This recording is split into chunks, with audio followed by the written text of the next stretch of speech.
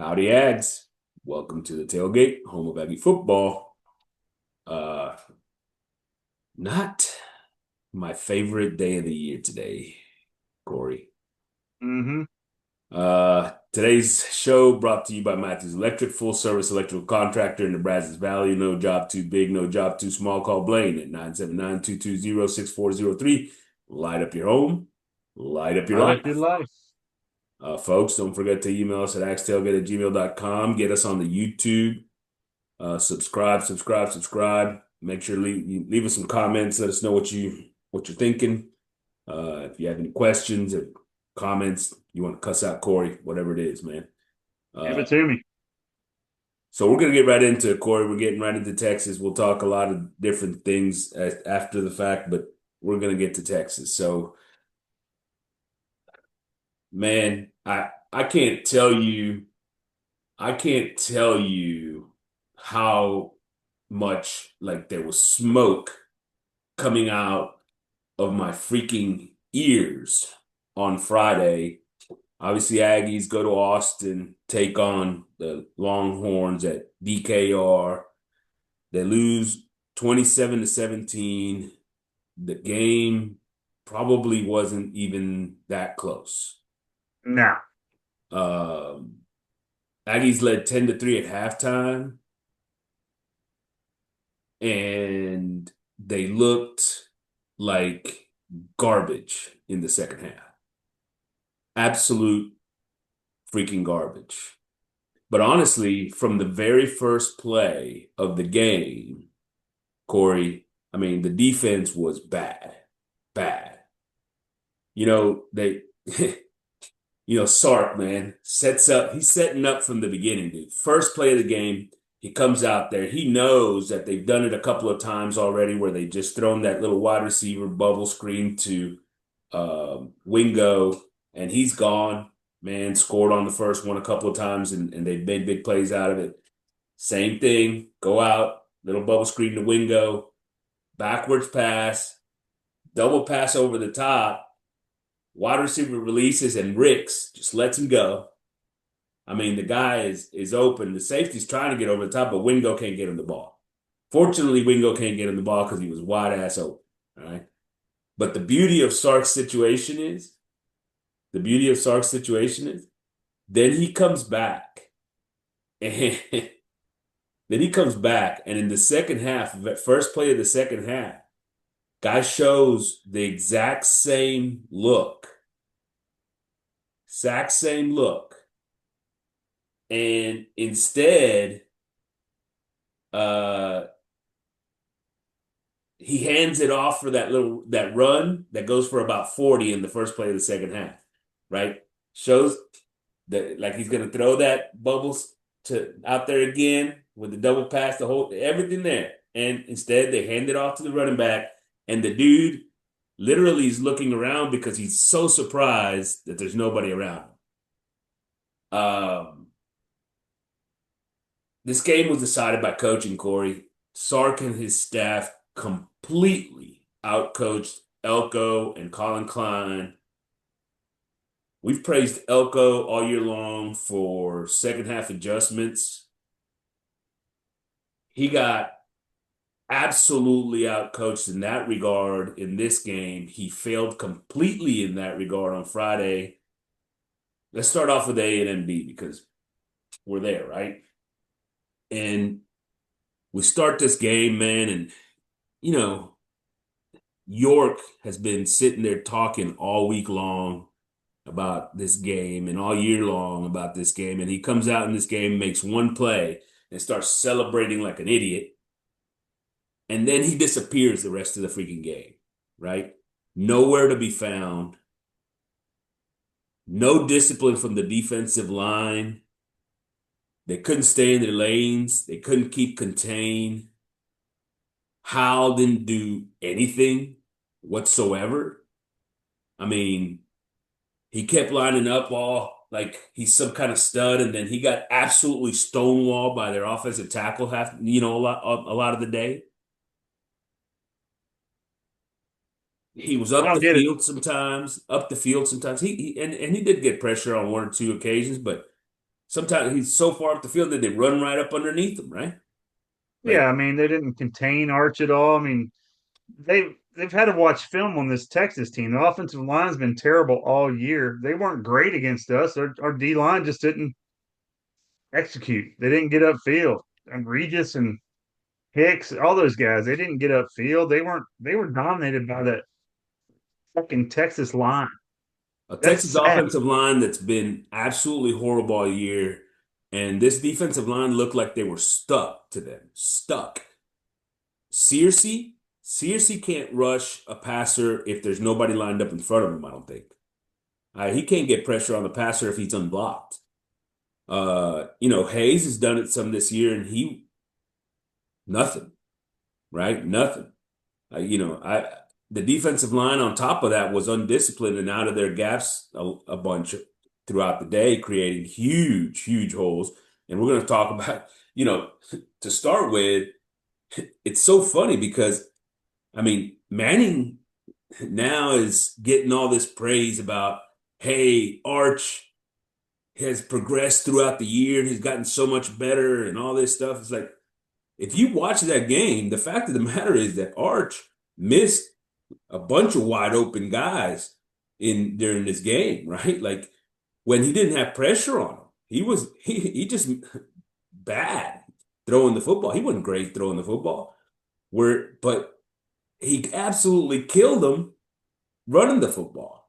And how do you, if you are Mike Elko, the, super defensive coordinator guy, how do you allow Arch Manning to absolutely annihilate you that way on the ground? I don't get it. I don't either, man. I don't get it at all. I'll tell you, the only players that I saw that had a decent game on defense was T.O. did all right, and Brooks did okay. Other than that, Yeah. I can't say too much good about anyone else. Well, and I can't remember if it was Brooks. I think it was Brooks on the touchdown pass to Wingo, where, I mean, Manning takes like one step forward in the pocket and he comes off his coverage to come make sure that he's got to stop the run because Elko made such a big deal about it at halftime. Well, shit, he forgot to cover the guy that's sitting in the end zone wide open, their best wide receiver, and then he's sitting there wide open. Like, that's, Yep. and Manning almost missed that throw. I'll tell you, our defensive backs look terrible, man. I mean, I can't tell you how bad Lee and Ricks. Oh God, it just Especially Briggs. Man, they didn't look prepared for that game at all. I'll tell you, and look. All right, so first half, right? Third and 10. Defense comes up, man. Defensive line just way up the field, and York gone back there, not even covering anybody to act like, and of course they split right down the middle, and Manning goes 15 yards, first down. Yeah, Very next third down. Next third down. Not like later in the game. Very next third down. They boom, went, defensive line, way up the field, no spy. He runs right down the middle, first down. Like, if you're Elko, you can't tell me you need to have these guys on the sideline or in the locker room to figure out how to handle that from within one series, right? You got to make a different play call. I mean, that was ridiculous. And then in the second half, I mean, that touchdown run by Manning, like you you think it's Lamar Jackson out there or something. You know what I mean? yeah, absolutely. And they didn't touch him. They didn't touch him. Dude, there was nobody around him. It seemed like it's like Yeah. go ahead. I mean, the field was wide open. There was everybody. This is one of those games. I think it felt like Elko had it in his mind. He said, "Hey, this team can't run the football. This team can't run the football, and they love to throw wide receiver screens. So the only thing they stopped all day was wide receiver screens. I think That was the only thing they stopped. Everything else was wide open, wide freaking open. And it's like they didn't prepare to stop the run, so they had the defensive line up the field creating gaps all freaking day, and they were just running by them. They didn't, like kicking them out, run around underneath it. Who cares? And you know, in the first half, they held them to 3 points. They did, but you saw some things that already concerned you because of what they were doing in the run game, what they were doing, what Manning was doing with his legs, and because of the fact that, I mean, I don't know, I don't know what those refs were looking at. Thank goodness, because this game could have gotten out of hand quicker. But on that deep pass to the right, if that wasn't pass interference, I don't know what is. And then the other one on the deep pass on the other side in the first half also looked like pass interference. We got lucky on that one too. And and then Manning missed a wide open guy somewhere in there. Like otherwise, they probably would have started this ass whooping a little earlier. I don't get our defensive philosophy in the game. I mean, I thought we were going to put pressure on Manning and make him make mistakes. I mean, I saw a little bit of pressure at points when we were successful. Other than that, it looked like they dropped into that zone. I don't even know what kind of coverage they were playing. If it was zone or a, One of those I one don't, of I don't those even think it drives was in the man. second half. I mean, you get your boy Cassius and hell, they're using him in man coverage against the tight end. Of course, the guy wide open coming across the field, man just hits him nice and easy for a first down. Like, what are you doing? What are you doing? Why are you asking that dude to cover a tight end? You know, All and American, cover the tight end. Yeah. and we, I've obviously been harping on this thing, right? Like Sark just absolutely outcoached Elko on Friday. In the second half, they had some struggles. They did some things, that they weren't getting some things done in Texas, but they come out in the second half, and he says, "I know exactly. Let's add." All they did is start adding a little misdirection to it all, right? They added some a little bit more motion, a little misdirection on where the stuff is going, and then next thing you know, our linebackers were lost. It's like they didn't have a clue where the ball was going. Now, I mean, you get that 40-yard run first play in the second half. I don't I don't think York has taken a step since now yet. Like he was in concrete on that field, man, just watching, like looking around, like completely no idea what the hell's going on, right? They look like the first half team against South Carolina the entire game, is what I saw. Yeah, and Inept actually, in a certain everywhere. sense, they looked worse than that. In a certain I mean, sense, the they looked worse. defense looked terrible. The everything just terrible. They would misdirection, sending, players one way and then the offensive line pulling the other way and then run, and like Aggies all of a sudden were, I mean, just paralyzed by the motion and the misdirection. And sure enough, all the eye candy took this defense completely out of anything it wanted to do, took all the aggressiveness out of it. And it, I mean, absolutely left guys wide open. Elko, oh yeah, no, those were, like, oh no, our defense was playing well. Those were two blown coverages. Well, you know what? Blown coverages aren't playing well. You know, it's like, oh, we didn't execute. Well, motherfucker, thank you, Jimbo. You know what I mean? Yeah, exactly. It's just retarded. Anyway, Um, uh, I just want to get this game behind us and move on and hopefully better things. and here's then, man, once again, I'm just telling you, this is Sark playing Elko. He knows when to the short side of the field, if you're on the hash, to the short side of the field, Elko likes to rotate his safeties over to the strong side, right? That's the way he likes to play it. And so what's he do? He puts a nub on that short side, just a tight end on there, no wide receivers, go trips to the other side. And then the last guy on the line of scrimmage is inside of that tight end, right? The only guy the Aggies have out there is one corner, and that's Lee, who always plays to the short side, right? They got one corner, and they take both of those offensive linemen and they pull them around. The tight end just seals the defensive end because they already gave it to him nice and easy. And like the running back sitting there, like just jogging, like, man, there Ain't ain't nobody nobody out here. here. Ain't nobody out here. Lee gets absolutely trampled by an offensive tackle. Like, he doesn't stand a chance. You know what I mean?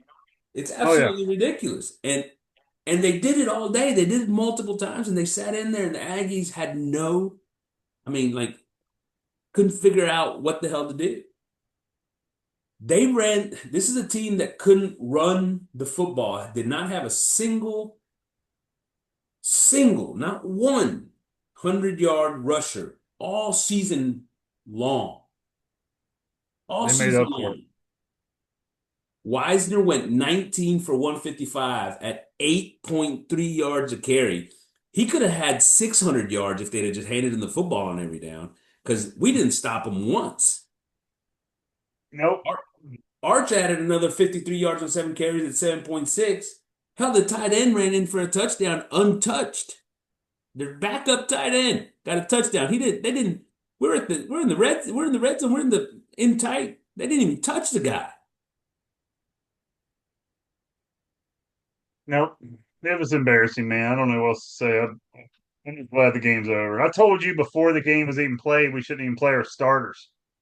I told you that. I was like, man, let's just bench everybody, play our second team. Don't get anybody hurt. You're like, no, gotta win the game. Have to win the game. Well, Like, yeah, we but shouldn't have played anybody. We you shouldn't gotta have go out and played the damn perform. You game. still We gotta looked go like out and shit. perform. You gotta go out and play. They didn't play. They didn't perform. It was embarrassment. Okay, so and here's and this one just I laugh at it, right? Because Elko talked about it. Elko said it like, yeah, I had to tell him at halftime, like, hey, we gotta start watching out for take away Arch's run. So can't let him just run down. And so what do they start doing? Like he steps up in the Pulling pocket. everybody up Yeah, and all the guys come off the guy who they're covering, and they're all wide open. He just freaking sits there and like lobs it over to him. It's like, wide open. I mean, March almost missed that pass, by the way. he The almost one did. that God Yeah, almost did. almost overthrew him. I look, we talked about it all year. I've said it since day one, right? Like when we talk about Elko and his defenses, the problem is that he gives up a ton of yards on the ground, especially big plays, right? And it hadn't bitten us in the ass yet, not this year. And there it is. And it did. And Sark understood the same thing that I'm telling you is that you attack that defense in a certain way, and you're going to get big chunks of yards on the ground, man. I mean, there was one, I didn't even know that there was a defense out there on one of those drives. It was like they just handed it off. It was an 8 to 12 yards, and 8 yards, 10.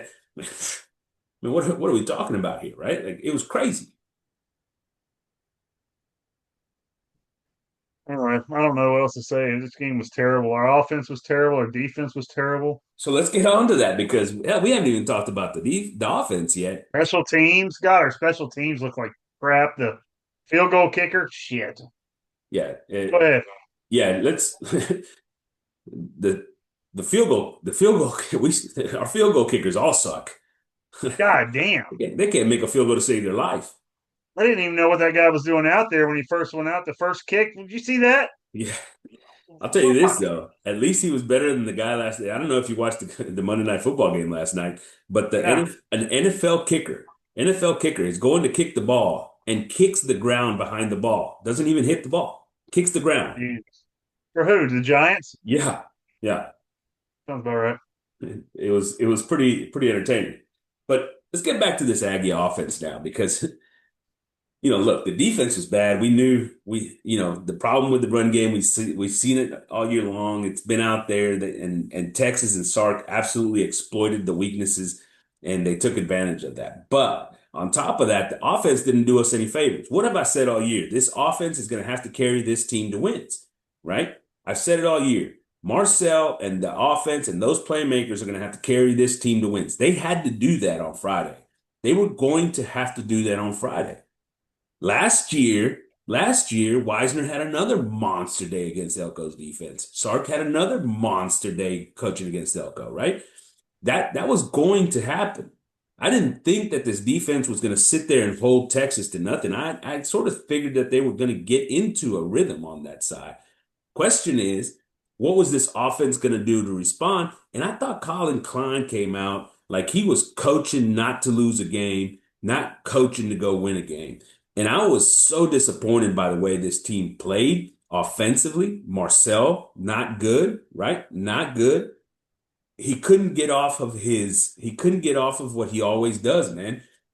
And between Colin and Marcel, they sit in there and play right into the strength of what this Texas defense is doing. And I'll tell you what, Crownover is a bum. Crownover is a damn bum. He was getting absolutely just ridiculed, ridiculed by that Texas, the defensive ends for Texas.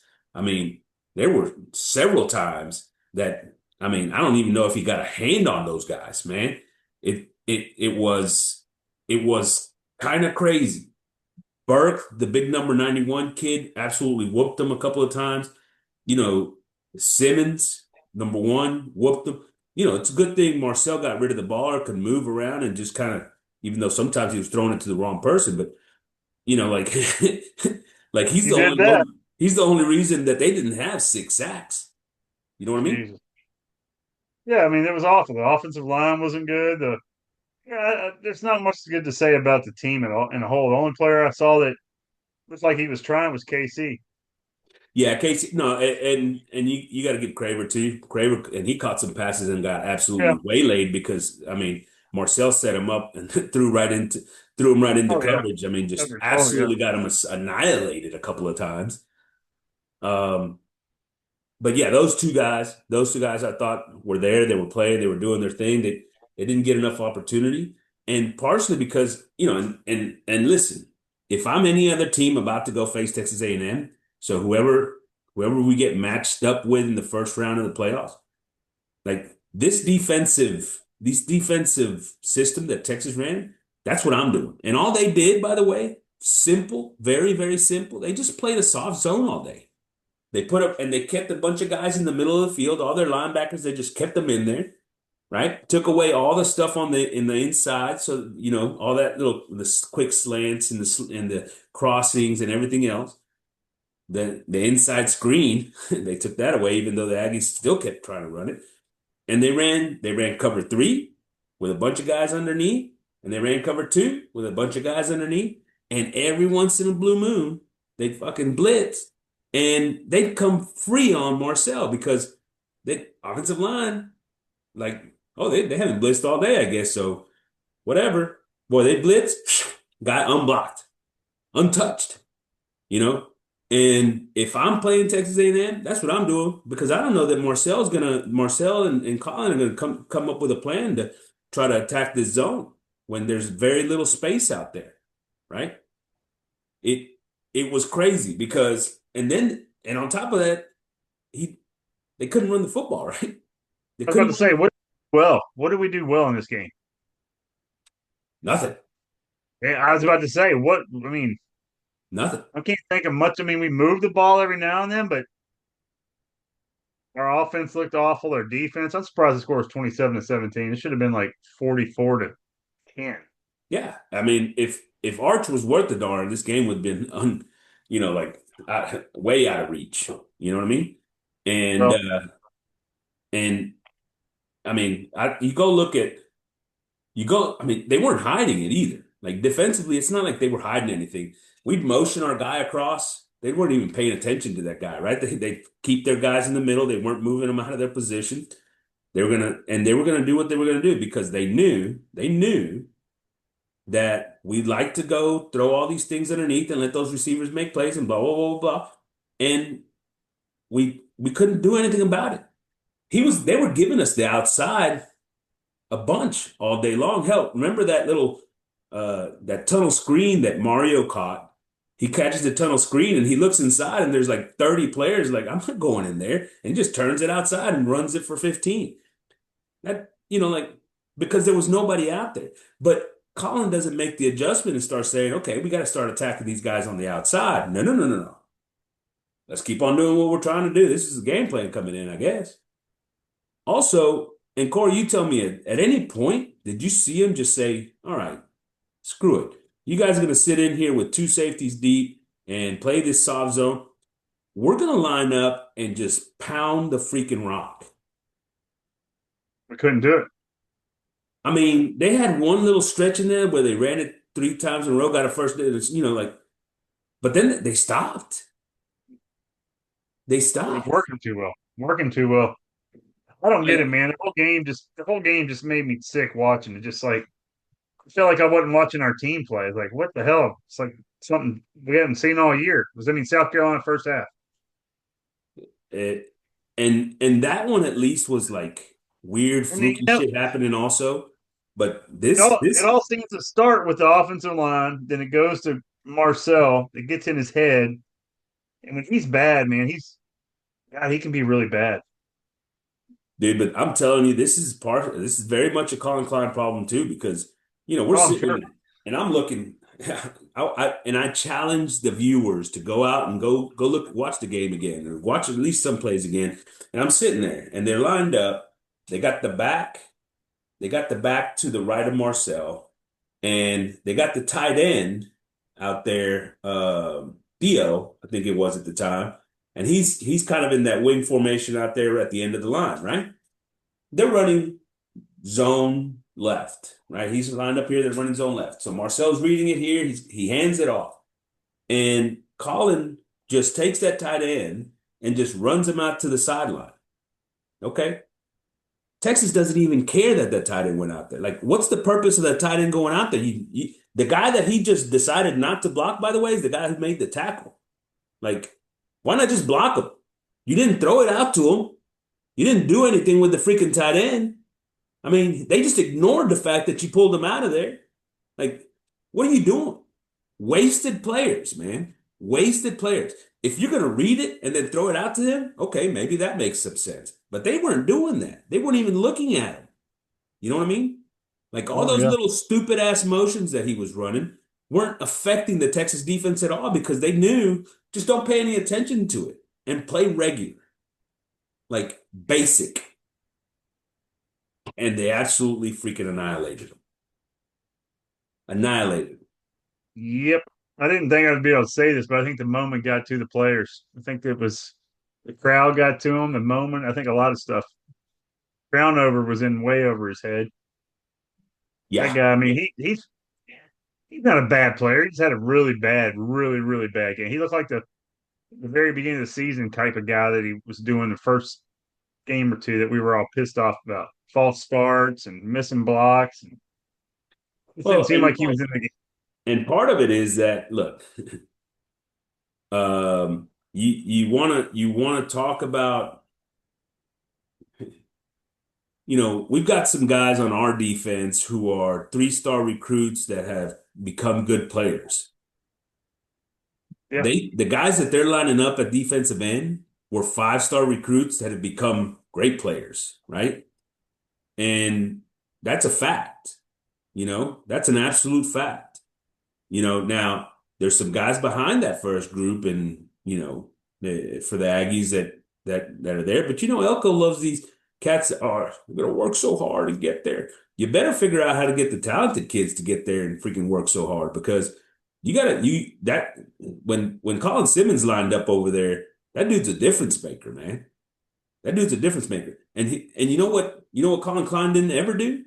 He never put a tight end out there to chip him and help the offensive tackle. Like things that people do against defensive ends of that caliber, right?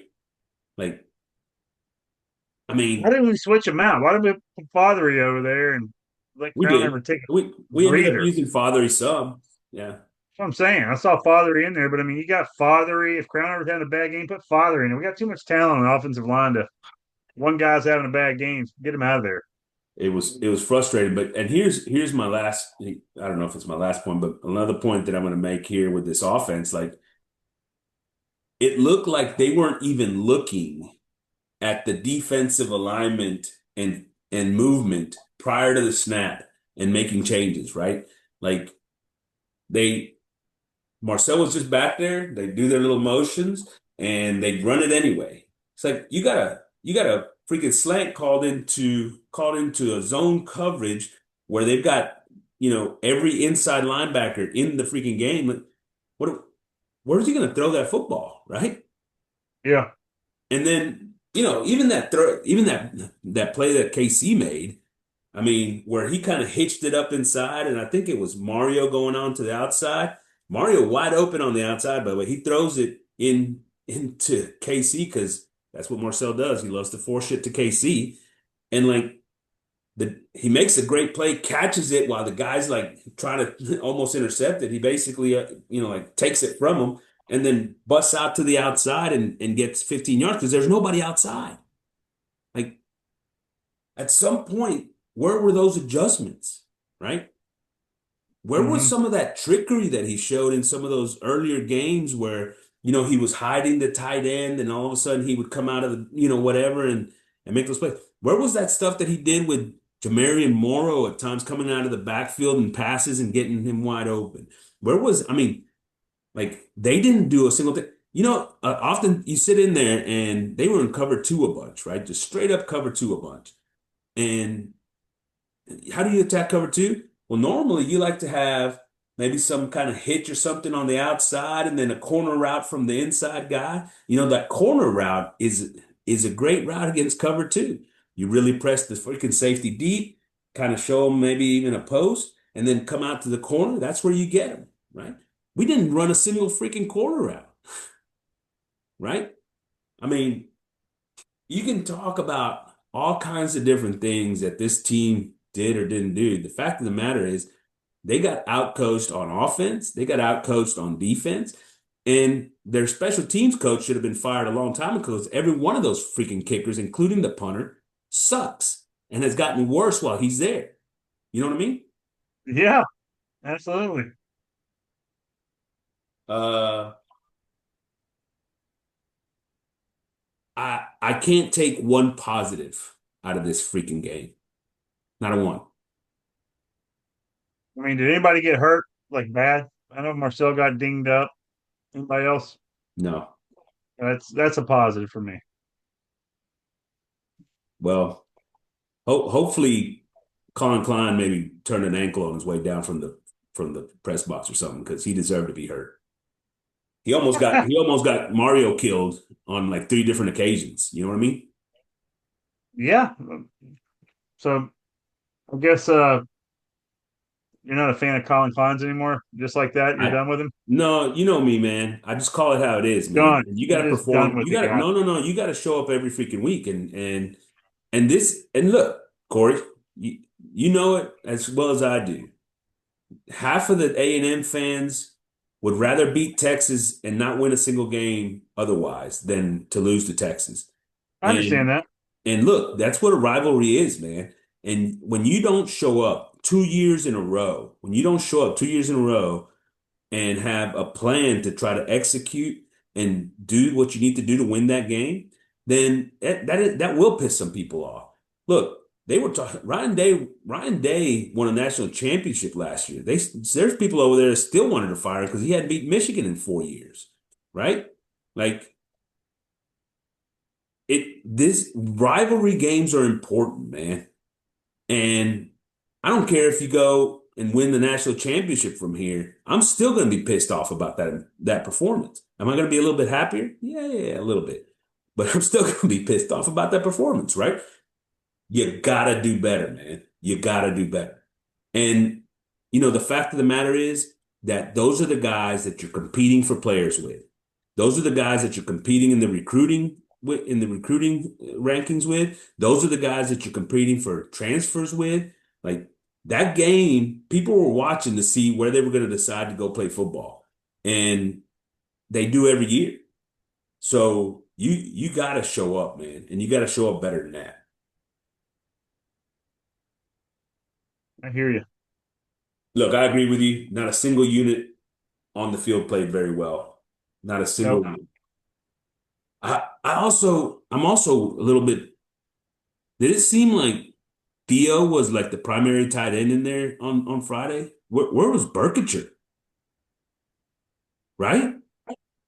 I don't know. I was so disappointed in the game. I kind of just I was in La La Land watching. I was like, what the hell ever is going on? Um, so just any last thoughts on this garbage, crappy, freaking, just horrible freaking game? And mind you, like I was sitting there and I was ready to I was I was gonna watch this game and I was gonna go celebrate afterwards. I was gonna go out.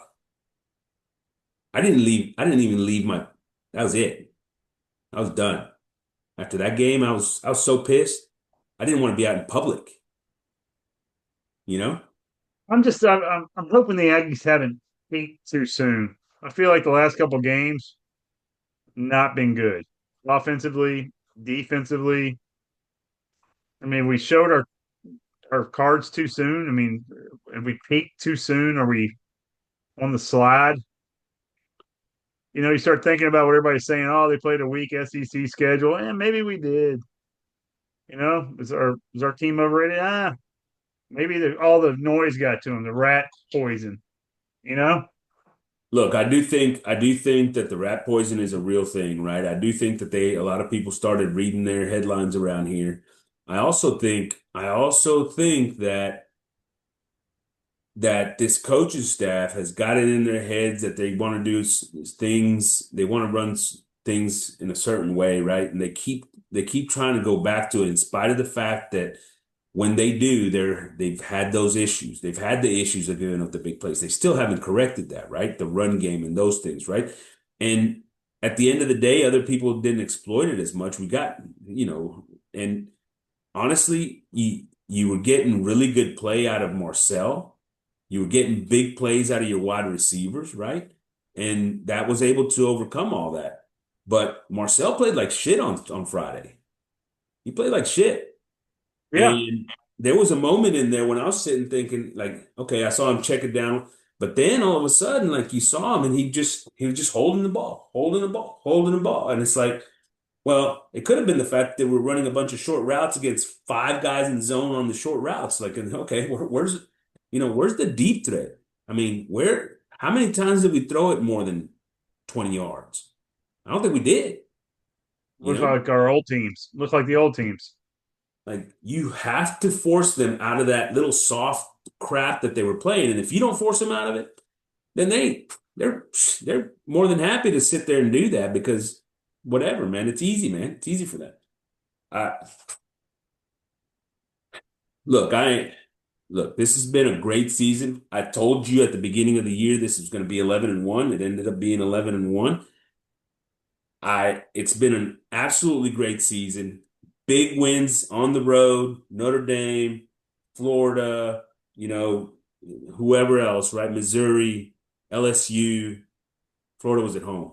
Uh, but yet, you know, you get there at the end and you're right, it almost feels like you're on a downturn here in the last month, man.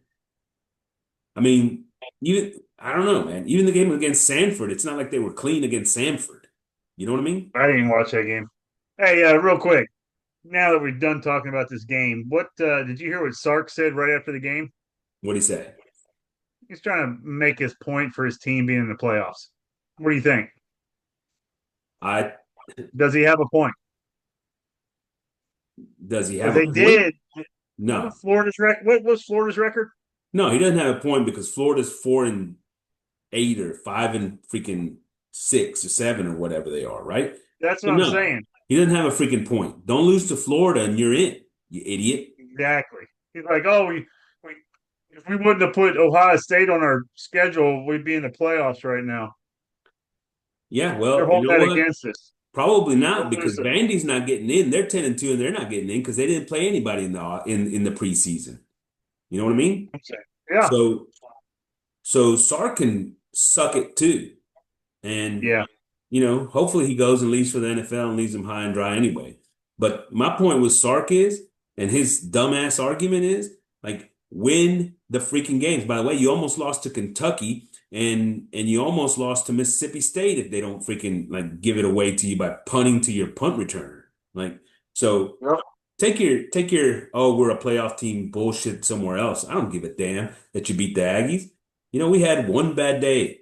Forget about it. Get out of here. Let's move on to some news and notes because, dude, it was freaking coaching chaos craziness on freaking Saturday, Sunday, Monday, right? Like this Love thing it. went insane. How many people got fired? How many people got hired? There was movement everywhere. Like every time you looked at your Twitter account or whatever the hell you follow, Corey, it was news about some other coach going somewhere else, man. It was craziness, dude. So let's start with the biggest one, the one that I've been telling everybody anyway. He's been gone for like a month. Lane Kiffin, man, takes the LSU job. What are you talking about? You thought he was gonna stay at Ole Miss. Dude, I have been saying it for like a month. The guy's gone. Whatever. You've been telling me, oh, he's probably gonna stay at Ole Miss. I just like to mess with you just mess with you from time to time. Look, Ole Miss is on their way to the playoffs. They won on Friday. They beat in the Egg Bowl. They take the Egg Bowl win. They're 11-1. They're gonna be in the playoffs. And he is leaving a playoff bound Ole Miss team to go coach LSU, who's sitting at home. What are your thoughts? I love it. I mean, I love it. That's Lane Kiffin, dude. I mean, what's this like his fifth team he's going to? I mean, Ole Miss, LSU, Tennessee, USC, offensive coordinator at Bama.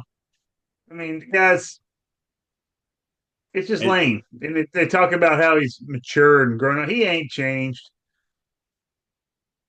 yeah, He'll be at LSU for a year or two and piss people off and get his feelings hurt and go back to somewhere else. yeah, I think look, I think he's just flat out wrong for leaving, honestly. I'm a former coach, man. If to leave a team in like that, I just think he's wrong. Um, How do I you do it? understand. Huh? How do you do it? That's the proper way to do it. You don't leave when you're on a playoff team. That's the proper way to do it. You, I'm just saying. I you mean, stay, you okay, stay where so you're let's say at.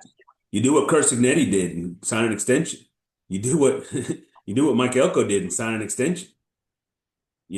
That's what you so do. all these other coaches that led North Texas coach is in the wrong. The Tulane coach is in the Look, wrong. but you can't compare Tulane, North I got Texas to. to Ole That's Miss. all I got to do is You can't compare it compare to those guys to Ole Miss. him. I just did. He's had Ole Miss 10 wins every year basically for the last 3, 4 years or whatever. And so like,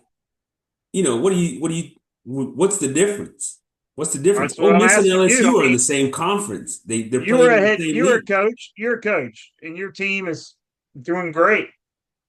And there's a position. Let's say the Aggies open up a spot, and you're like, "Ooh, I really want to do that," but If it you'd was say my no. alma mater, if it was my alma mater, okay, I could understand that. He ain't Oh, going, he so ain't going, he ain't going to his alma mater. It's not like LSU has any specific, like, you know, like something that's drawn him back to hey LSU. man, He's never coached there. He's never been there. Whatever, man. LSU wouldn't have fired Kelly, we wouldn't be having this conversation. LSU started the whole thing by firing Kelly. They Then did. they opened it up and said, "Hey," they talked to his agent. His agent got in his ear, and his agent seeing dollar signs. And his Hey, they agent's the keep, one but you know what? They said the same thing when coordinating. they hired Kelly. Hey, every coach that's coached here over the last 15 years has won a national championship. Blah, blah, freaking blah. You know what? Brian Kelly didn't win shit. All right. So, there went that streak. Well, Lane Kiffin better watch it because you're right. You go over there, it's going to take him 2 years to try to figure out what the hell's going on with that roster and all that shit. And that dude's gonna lose so much, they're gonna try to run him out of town before he gets 5 years in, 3 years into his contract. Then he's gonna be Probably, thinking, man, I really wish I'd be back at Ole Miss. probably, I could see that happening. But Uh, hey, I'll tell you one thing: Lane's going to recruit better than Kelly did. His offense will be a hell of a lot better than Kelly's was. yeah, don't get me wrong. Brian Kelly was an absolute bum. That guy never deserved that job and shouldn't have ever gotten it. The guy who hired him should have been arrested for freaking fraud in the way he gave him that contract. I mean, it's absolutely ridiculous. But So he'll do better. He'll do better than that. He's gonna fit in better than that. They But didn't set the bar real high. but What's this yeah, shit about Ed O? They might get Ed O as their defensive coordinator. D-line coach, D-line Ah, coach, D-line coach, maybe. oh, that's freaking awesome, by the way, if they do that. Dude, I mean, you can't have anybody that's more connected to that program than Ed O. That's just fact. You know what I That's mean? what I'm saying. That guy loves LSU. Yeah, there's no question about it. So let me ask you this on the Ole Miss side. And now Ole Miss turned around and gave the full-time job to their defense coordinator, Pete Golding, former Alabama defense coordinator, been with Yeah, Lane the last couple of years, and they've given him the full-time job. Not interim, none of that. He is the guy, right? yeah. They wanted to maintain the consistency, the continuity. They wanted to be able to keep some of their recruits, make sure they keep some of the players, the staff as well, coaches and other guys there on staff already. They wanted to keep them all there. They want to continue this thing, except without Lane, right? But if you're Ole Miss, do you let him coach the postseason? Who, Lane? Yeah, because he wanted to.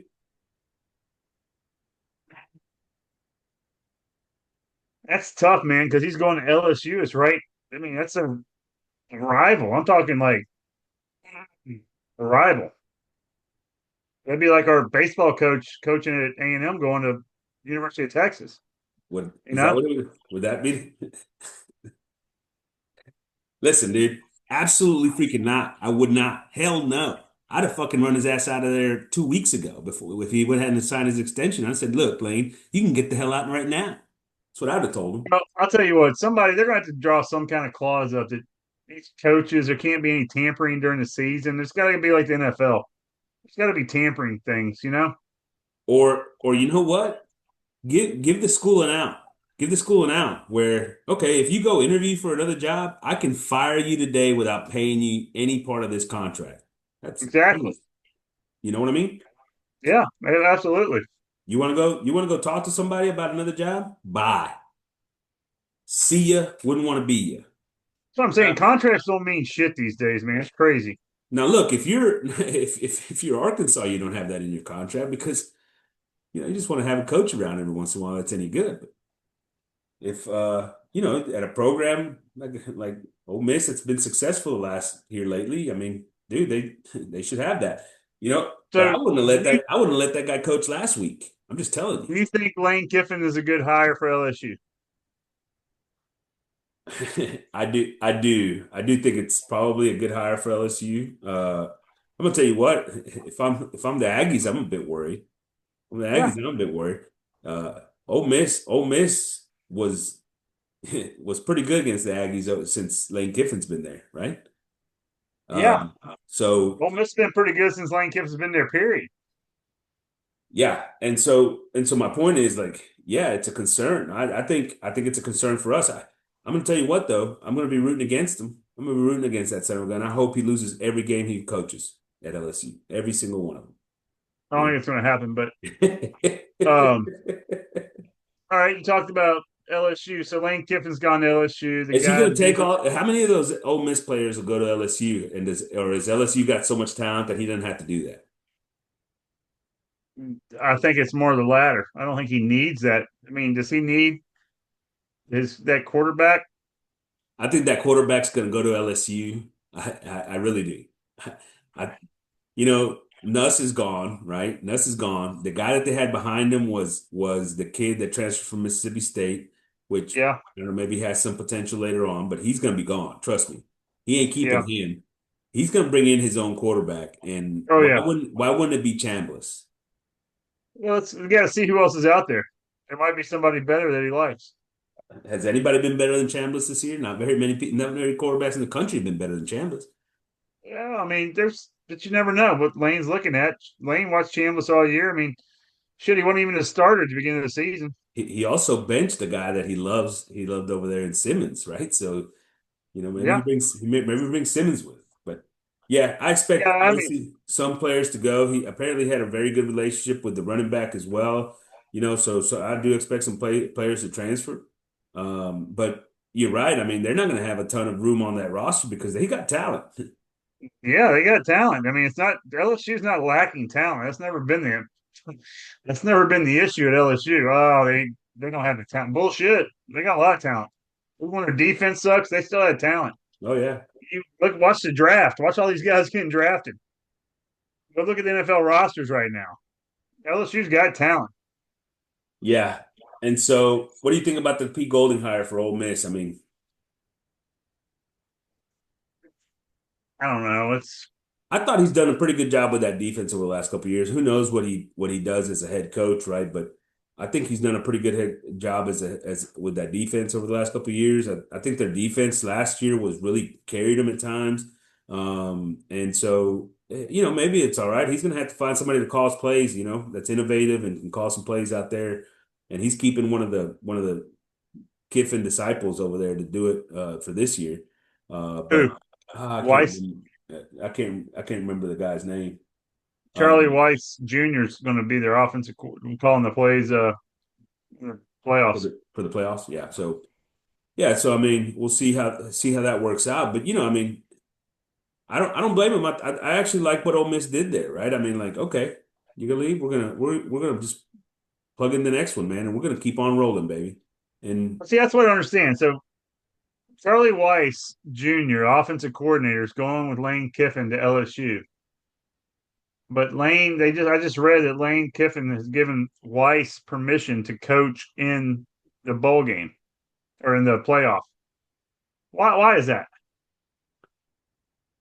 well, Lane Kiffin because can coach it, but we'll let the guy that's leaving to go with him go coach it. yeah, if I'm Ole Miss, I'd have told him to keep walking too if he's gonna leave for That's what I'm LSU. saying. I mean, be consistent with it. Be And consistent. but here's my question: if you're Weiss, why would you leave with Kiffin to go to LSU if you're gonna be you're gonna have full control of that offense at Ole Miss, or you're gonna be behind Lane over there at LSU. I mean, I just Maybe he's not that good. Maybe he's just not that good, a coordinator. maybe not. His dad really sucked. Hey, look, Florida ends up with Sumrall, right? Tulane coach. I Yeah, I thought for sure they'd go get somebody with an offensive background, dude, to keep all that freaking talent on offense there. But yeah. instead, they bring in Summerall. He's a defensive guy. I don't know if I don't think it's all that exciting. I'll tell you this, maybe that's what they need is somebody that's going to go in there and just discipline and get that team to all buy in at the same time. But what do you think, Summerall? Kind of sounds like the last hire they did. I don't know. Napier, I didn't like Napier when they hired him. I thought Napier was garbage, but and I don't know, But it Napier's came from kind of like the this aw same kind of shucks. program. It came from like a law tech that had just done good, and wasn't Yeah, it law tech he went to or something like that? yeah, I mean, that's what I'm saying. It sounds like Tulane, it's doing good, but true. now you're going to the big leagues, and it's just I don't know.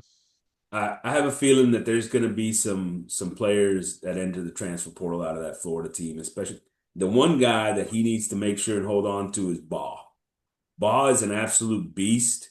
That dude, someone needs to tell him, hey, look, we're going to come in here, we're going to play defense, and we're going to give you the ball like 30 freaking times, son. That running back. We're going to turn this ain't gonna be the all old ball coach slinging the ball everywhere, man. We're gonna turn this into, old school, get down and dirty football, man. I don't know, Yeah, but they need to figure out how to keep the offensive talent that they've got on that roster right now. If they can do that, he'll have a chance to compete right away. They If they can't, then he's rebuilding, right? I mean, then yeah, yeah, absolutely. I mean, and that's gonna be tough for a guy like that. That's what happened to Napier coming into Florida. He had a damn near not rebuild, but do something he's yeah, but not good at. Napier's defense has always sucked. Napier was an offensive guy, and his offense sucked, and then his defense has always sucked. I don't know, like maybe Summerall can put this back on the defense, get that defense rolling next year. They have talent on that side of the ball too, but they got to figure out how to keep some of those weapons on the offensive side, I think. How about Golish at Auburn? Also kind of a surprise, right? See, I like that one the most.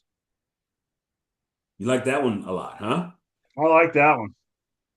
I again, I'm not, He's the old South Florida coach. yeah, Yeah, I like him a lot. I yeah. mean, what I he did at mean, South Florida, if he, oh, dude, South Florida, he brought in a lot of talent to South Florida, a lot of talent. If he can, they're talking about him being able to bring that quarterback with him. They say he might uh, be eligible for one more year for some reason. well, I mean, that quarterback did, I don't know, man. That they got off to a quick start, man, but they kind of fizzled out towards the end and had some losses to teams they probably were favored against later on. So I'm not I look, is he it seems like all these teams what they did was read an article on ESPN. Hey, here's the guys that are out there for hires, right? Potential hires, and they just picked one of those guys and take them, right? Like there's Mhm. no outside of the box thinking in any of all this. There was no, like, hey, let's go think about, who just hired the coordinator for Oregon? I just saw it, man. I was just reading it. Damn it. Well, Stein is his name Stein, Stein? yeah, Oh no, it's Stein, yeah, it's Stein, and but I guess my point on this is like they went out and found somebody that maybe is like an up and comer and like, okay, like all these the rest of these guys just sort of like, okay, where's the list that ESPN put out and which one can we get? Because Kiffin, well he's gone here, so who's the next one? Sumrall, okay, let's take him. Kentucky Kentucky, hired. look, man, Hey, I I'll tell like you that. one thing. What all this coaching does, Yeah, Kentucky fires Stoops right after they get absolutely annihilated. What was it, 48 to nothing or whatever it was against Louisville, which they deserve to be fired. You lose a game to your freaking crosstown rival 48 to nothing. See, you wouldn't want to be it. I'll tell you what it sounded like to me though. With all this happening, I don't think we're losing Klein at offensive coordinator. That's another good point, man, because these programs are they won't hire anybody that basically doesn't have freaking off like head coaching experience all of a sudden. Like, you know, go look Well, at the Stein guys that have got been hired, successful and though. Go look at the guys that have been successful. Lanning what came as a coordinator. Kirby came from as a coordinator. Like all these guys, that have done it in different places. Not all of them because Signetti and other guys, but like have been coordinators too. Like you gotta give those guys an opportunity to go get it, and nobody's doing it, right? Nobody's taking those chances anymore. They're having to pay these guys so much money that they don't want to take a risk. did you see who Michigan State hired? Um, I did The see it. old Who was it? the old Northwestern coach who got fired for the hazing scandal. Fitzgerald. Pat, yeah, he was a pretty damn good coach out north. He made Northwestern relevant for a while. I don't know that they won 5 total games in his last 2 years at Northwestern, by the way. I'm pretty sure they did. I'm telling you, man, it was bad before he got fired. Well, I think he's going to do a good job at Michigan State. I don't think so. I think Michigan State's going to suck because Michigan State's always going to suck. There you go. Um, Kind of like Arkansas, Kentucky. Arkansas hires Silverfield. Once again, it's like they were just going down the list of coach. Look, Golish is gone. Summerall's gone. Who's next? Silverfield. Let's take him. Let's take him. Right? Who's the D2 guy? Who's next? Silverfield. And Now the I don't know. question is, okay. Now the question is, this is where Klein's name might come By in. the way, Is he good? Silverfield beat Arkansas this year. Memphis But beat Arkansas this year. this is what makes you nervous about Klein. He might get calls from Memphis or South Florida or something like that to be their coach because they'll take offensive coordinator. Yeah. And you know what? If I'm him, I'm taking that job immediately. You know what I mean? Yeah, Because absolutely. because this is the track. You go coach over there for 2 years. If you do well, one of these Yep. schools is going to hire you. That's how that And works. it's happened every year. Florida Atlantic had different coaches. Wait, who coached? Is Lane Lane, Kiffin? Lane, Here he goes. you know? Uh yeah, it's crazy, man. It's absolutely crazy. The James Madison head coach went to UCLA. I don't love that decision. Like, why would you A go to long way. That's two UCLA? different coastlines. He's an East Coast guy on top of that. And why do you coach UCLA? UCLA is a bad situation. In LA alone, you're competing with USC. Like nobody in LA gives a shit about football anyway. Like, I mean, they got other stuff going on in their life. So I just don't I don't like that decision. But of course, who am I to tell them no? I like the Eric Morris hire by Oklahoma State, but I'm kind of wondering why he took that job. I figured he'd have had a chance. Maybe he hadn't done it long enough. I don't know. Either way, look, one of the best hires I think is Virginia Tech, who gets James Franklin. Who got fired at Penn State this year. I think Virginia Tech's hire might be the best out of all of these, including LSU and Lane Kiffin. And one of the first teams that fired their coach in Penn State still can't hire nobody. They still don't know who the hell they're going to get. I heard they're looking at the guy from BYU. Yeah, yeah. And why does that impress you? I mean, they're they're basically, they're basically hiring James Franklin 2.0, so I don't get it. Yeah. Uh, all that craziness. A&M recruiting. Early signing day is Wednesday, Corey, tomorrow. So we'll hear a lot about that. Aggie class is 5 or 6, depending on who you see it. There's a couple of flip targets out there. We'll see what happens. We'll talk about that next week. I'm more Um, interested in NIL, man. I want to know about NIL, who we're getting transfers. I want to hear about we still transfers. got time because that's in January, right? We still Can't got wait. time. That's in January. Yep. Uh, Around the country, we talked about Ohio State beats Michigan 27-9 pretty easily. Texas Tech beats West Virginia 49-0. I bet you your dad was just absolutely excited about that. Oh. They're going to face BYU again in the Big 12 championship game. BYU who beat UCF 41-21. Who do you like? You Oregon, like Tech or BYU? I like Tech. I like Tech. I watched the first game and Tech dominated that thing. It wasn't even close. Didn't you put money on Um, Tech to win the Big 12? Yeah, we got money on Tech to win the Big 12. It should be a pretty good payout. Notre Good. Dame absolutely stomps Stanford 49-20. I'd say this, Notre Dame's probably the team I wouldn't want to face in the first round of the playoffs. I think they're one of the best teams in the country right now. They're playing so much better than they were when we faced them, definitely when Miami faced them. I They've was going to gotten ask you, better. who do you want to face in the playoffs? Where do you see us ranked, seated? We'll talk about that here in a second.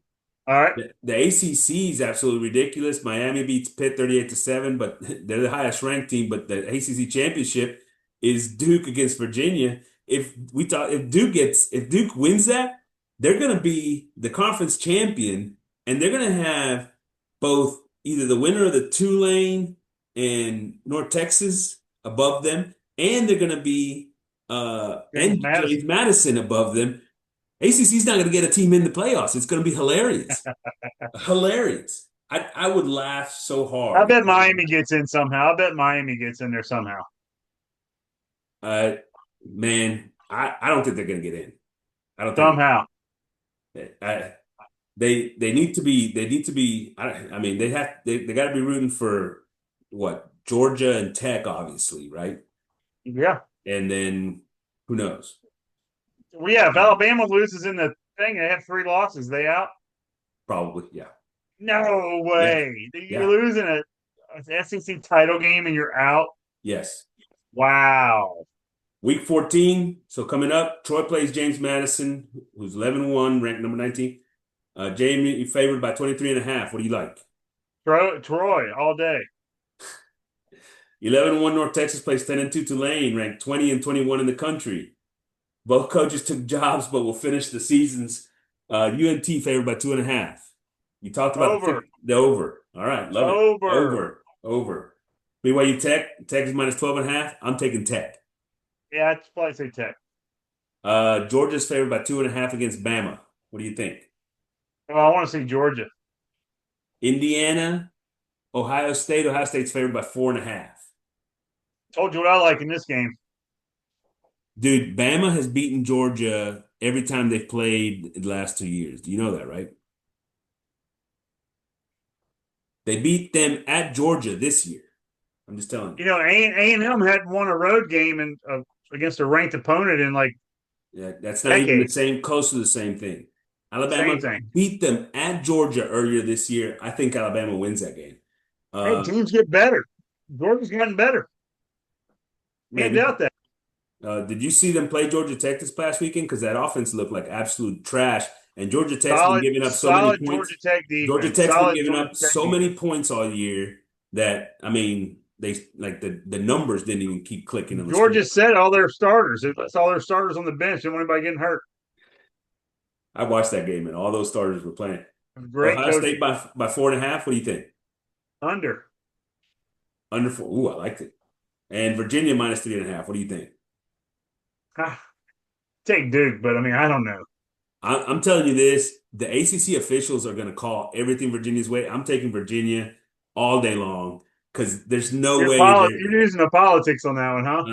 hey, listen, I see this as a conspiracy. It's 100%. ACC's having meetings right now with each one of those officials. Is like, if you call one flag on Virginia, we are firing you and sending you straight to officials' hell. All right, questions from the tailgate. What does the loss do to your thoughts about this team? We The suck. Texas, I'm surprised we're getting in the playoffs. I mean, I don't know what to say. I think they're a good, solid team. We can beat anybody any day, and we can also look like total shit like we have the last two games. yeah, I really believe that it's a team. Look, it's a really good team, man. It's a really really good team. They need to figure out and how they're gonna help those players, allow those players to go make plays, man, because they got weapons out there. We've talked about it all year. Offensively, they've got weapons out there. They got running backs, they got wide receivers, they got tight ends, and they need to figure out what they're gonna do to try to get those guys the ball because you can't sit there and and Marcel can't just sit there and hold the ball all day, right? If that's what's happening, it's gonna be a rough time, right? And so you got to figure out what you're gonna do to be able to get those weapons, the football. That's where your strengths are at on this team. Go let the playmakers be playmakers. You know what I mean? Defensively, you got to simplify and quit locking up your freaking ball players because they don't know what's going on. But this is a good team. That my thoughts about this team is that it's a great team and we've had a great season. We had a Yeah, crap game. What's and so I guess the last question with that regards to that, can you think other teams can replicate what Texas did to the Aggies? absolutely. Just watch the tape. I actually think that there's very few teams in this country that can go replicate what Texas just did. I think they can. I think that any team we're playing in the playoffs can do it. All you got to do is run the ball against us. If you run the ball against us consistently, I think we're screwed. Yeah, I mean that is a good point. I guess maybe more I'll defensive. tell you, the one team I don't want to play in the playoffs is Texas Tech. Ooh, that's a They good. run the ball. Yeah, that's a good one. That's a good one.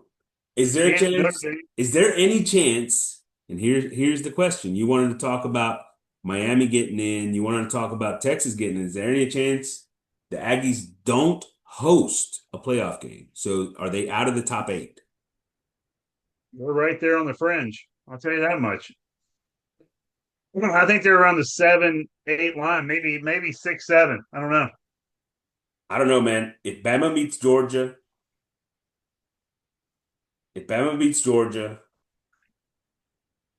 I think there's a possibility. If Bama beats Georgia, there's a possibility. Because Bama's gonna jump us, man. They win the SEC, they're gonna jump us. But does Georgia fall behind us if they? And I don't think Georgia falls behind us. I don't. I don't think so. I So think Alabama would get penalized for losing the SEC, but Georgia won't. I mean they'll fall out of the top four, but they're not gonna fall out of the top six. No. And you know how it is, man. Those names carry so much weight with this freaking committee and with the NCAA that they just don't treat them the same, right? While the Aggies at one loss, they're gonna drop them out. They're gonna drop them to freaking seven this week alone, right? They're gonna Yeah, drop them from 3 to 7, you know? And so there, you're not very far from even from not hosting a playoff game, right? You're not even that far from not hosting a playoff game. And all of a sudden you get, you got a hot Notre Dame behind you. You talked about Miami sitting over there doing what they're doing. And yeah. How does Miami get out? Miami 10-2, Notre Dame 10-2. and then Miami won the head to head. Imagine that BYU, by the way, wins the Big 12, and then all of a sudden they jump in front of you, and Tech doesn't Wait, jump below you either. does Texas Tech make the playoffs if they lose to BYU? I think that's what everybody's saying. Wow. So That's what what are the everybody's saying. Aggies on the outside looking in now? They don't even make the fucking playoffs? Yeah, yeah, yeah. They make the Oh yeah. playoffs, man. I Yeah, don't know. they make the Talking to you. playoffs. I think they make the playoffs, but they very well could be number 9 and not host, right? Just depending on how these games go. I mean, they Depending on want how to these have a games game go. at Kyle Field. There's the Kyle Field's one of the largest stadiums in the nation. They get that money. That's a good point. That's a good point. The one good thing about all this, about this loss is we get to host another game at Kyle, man. And that place is going to be so freaking ridiculous. That place is going to be so freaking ridiculous. I mean, I want I want to see. That I want to see, man. A playoff game at Kyle Field, dude. I'm so pumped up for that. Obviously, we got time to talk about it. Look, last thing I want to say, Vandy 10-2 in the SEC, by the way, is not going to make it. Not going to make it. Is that ridiculous? I think that's a bit ridiculous, by the way. A little ridiculous. Um, and We need so to make it 24 teams. no, no, 24. no, man. No, man. 24. Why even play the regular season if you got 24 teams? But Go fuck it. straight Let's to, do it. I love it. go straight to Don't the play playoffs. regular season. Just play playoffs the whole time. Corey, next week, gig 'em Aggies. AP C Money Adios. signing out.